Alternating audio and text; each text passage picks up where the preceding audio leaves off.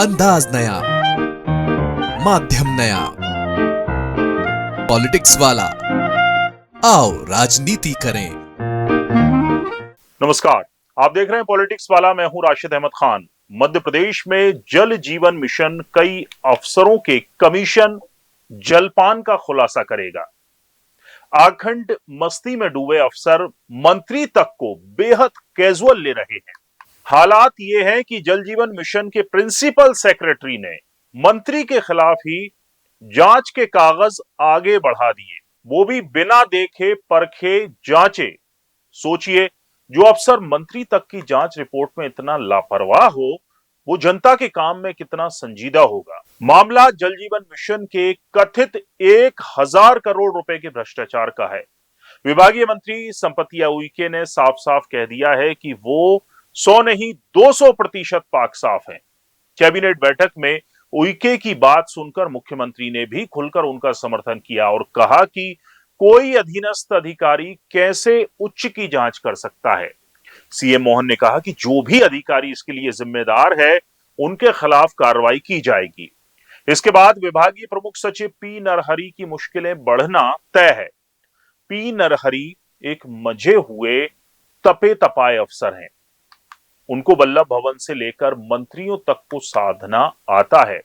वे इस मामले में बलि लेने में लगे हैं ईएनसी अंडमान की। पूरा ठीकरा अंडमान के माथे फोड़ने की कोशिश है, पर सवाल पूछे जाने चाहिए पीएस नरहरि से।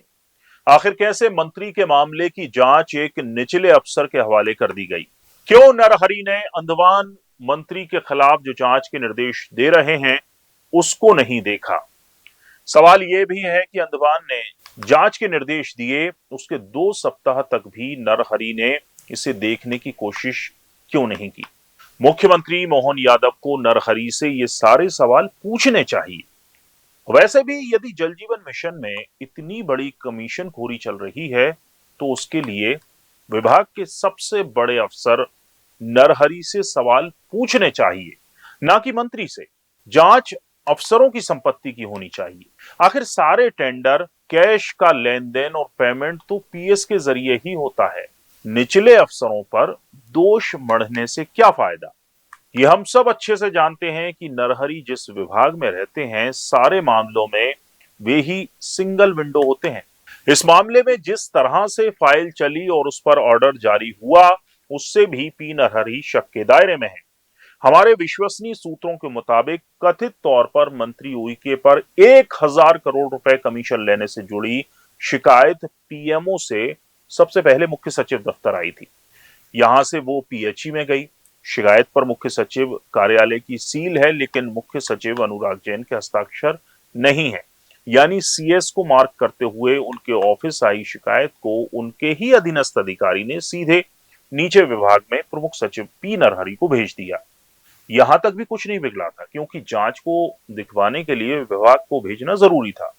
लेकिन पी नरहरि से शिकायत और नीचे अवर सचिव और ईएनसी तक पहुंच गई, वो भी किशोर समरीते की शिकायत की भाषा में ही। उसी भाषा में पीएचई के ईएनसी संजय कुमार अंडमान ने फिर सभी मुख्य अभियंता और परियोजना निदेशक को पत्र भेज दिया।